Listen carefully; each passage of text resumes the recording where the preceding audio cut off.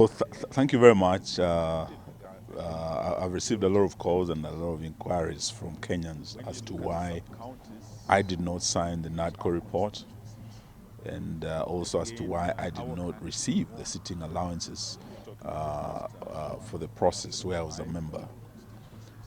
And I want to just make it clear to Kenyans that the last general elections was a cliffhanger. It was one of the elections that had the narrowest win, a rather thin margin in terms of who won or who lost. When you look at the results, the majority of Kenyans, in terms of the regions, out of our 8 old provinces, our candidate, the Right Honorable Raila Odinga, won in 6, and the Kenya Kwanza candidate won in only 2. That is the Rift Valley and Central Kenya. And when you look at all the counties, the Azimio candidate again won the majority of the counties. When you look at the sub-counties, which are constituencies, again our candidate won. And you're talking of almost 175 constituencies, while the Kenya Kwanza one got about 165. And that is why he had to buy members of parliament from Azimio to cross over to create an artificial majority. But when you look at the results, the will of the people was that the majority wanted the Right Honorable Raila Odinga to be president. When you look at the wards, again, the same is reflected. And what now made the Kenyans even more suspicious was when you look at the split in the IEBC, the majority of the commissioners did not endorse the results. The chairman and only 2 commissioners endorsed William Ruto as the winner. So this raised eyebrows because it's a situation that was unprecedented. And in fact, in legal parlance, we would say that the country was facing a terra incognita legally. It was a foreign terrain where we've never had the minority having their way and the majority having their say. This is really what happened. It was unprecedented. And that is why many Kenyans went to the streets and wanted the servers to be open to actually establish who won this election. Because many people still believe Raila Odinga won the election. The other issue that made us go to Bomas was the high cost of living. When Kenya Kwanza came in and brought this bottom-up style of leadership, everything moved from the bottom upwards. Whether you're talking of food, you're talking of electricity, you're talking of fuel, you're talking of transport, school fees, everything literally went bottom up. And many Kenyans could not make ends meet. In fact, a recent opinion poll shows that 78% of Kenyans cannot make ends meet. They can hardly put food on the table. They can hardly get their children to school. And over 300,000 children were unable to be admitted to secondary school. They are unable to actually even meet their medical expenses. Many are receiving less than a third of their salaries because of the high taxes. And many Kenyans have gone into depression. So we are a nation that is sinking into depression. And many Kenyans expected that the dialogue process at Bomas would address these concerns, would actually look out for the ordinary Kenyan, that Mama Mboga who was promised heaven, the boda, that Mkokoteni guy. But what has happened is that the outcome of Bomas largely favored the political class.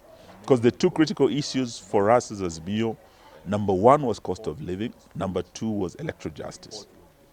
For Kenya Kwanza, because we had 5 issues, the other 3 issues were mainly Kenya Kwanza, and there were issues contained in a memorandum that the Kenya Kwanza leader had communicated to Parliament for creation of the office of the Prime Cabinet Secretary, creation of the office of Leader of Opposition, creation of more positions of women reps so that we have the two-thirds gender rule. And of course, CDF and the ward funds. All these were in the memorandum that went to Parliament. And these were the issues our colleagues at Bomas were keen on. But our issues, they stonewalled, they refused to discuss cost of living. And that is why I felt we did not do justice to the single most important issue that Kenyans expected us to. That is the cost of living. And my conscience couldn't allow me to append my signature. My conscience couldn't also allow me to receive payment for a job that was half-baked. And many of my colleagues have acknowledged that the report was faulty, the report was deficient, the report was half-baked. The only parting point was that they felt we better take half a loaf than nothing. For me, I felt if it's either this or nothing, because we're there not to fight for ourselves, not to fight for positions. We're there to fight for that Wanjiku, that Mamamboga, that Boda Boda. And I felt we terribly let them down, and we let Zakayo have his way. He did not want any taxes lowered. Why? Because he has the intention of raising more taxes. The budget policy statement already indicates an upward trajectory. More taxes are coming. There's a second round and a wave of taxes that are coming. So I can tell Kenyans, like Noah told many unbelieving at his time, the floods are coming. You can see this in legislation that is being introduced in the agricultural sector, where we're now expanding taxation to agriculture.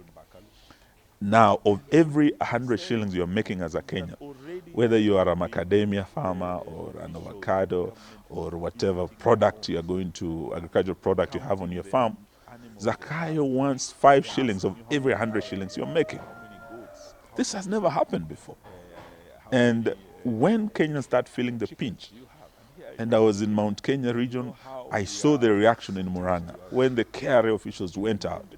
When you start counting avocado trees in someone's farm, and you're telling them, I want 5 bob of every 100 bob you are giving, then there's going to be a problem. The reaction I saw in Kiambu, ordinary farmers telling off the KRA officials, tells you the mood in the country. And this is going to be extended. I was this morning in Kandui constituency here in Bungoma, a church called Namirembe. Yesterday I was in Tongaren constituency in Bungoma, a place called Mbakalu. And what people are saying is that already there have been officials of government visiting their homes, counting the animals they have. They're asking you, how many cows do you have? How many goats? How many sheep? How many chickens do you have? And here in Western Kenya, you know how we are attached to our chicken. So in Namirembe today, all women were saying, what do they want with our chicken? So we're telling them, Zakayo wants a piece of your chicken. And this is something that is going to hurt every Kenyan. We could have stopped it in Bomas. We said this at the beginning, that this is a deal breaker, that if there will be no cost of living, there will be no deal. This is what we said when we were in Vihiga. This is what we said when we were in Mwingi. So what happened that we changed our stand? They had said their deal breaker, and I remember it was the senator for Kericho, Aaron Cheriot, who said housing levy was the deal breaker for them. If you touch housing levy, there will be no deal. We said if there's no cost of living, there's no deal. But somehow, because of other considerations, we gave in. Now we have opened the floodgates. When these floods come in, after the Finance Bill 2024 is passed, going by the budget policy statement, Kenyans are going to feel the pinch. Kenyans are going to ask us, why didn't you fight for us at Bomas? So it's a matter of conscience, and I just want to say It's not going to be easy. If 2023 was a tough year, fellow Kenyans, 2024 is the real bottom up year. Thank you. I also felt that I could not receive the allowance because I received a call. I was invited to Parliament to go and give my bank account details so that I can receive my dues.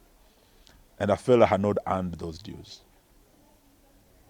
And I would feel very guilty taking money that I did not earn because I did not, and the Nadco report did not address the single most important issue for every Kenyan, cost of living. It was left out, unaddressed. Thank you.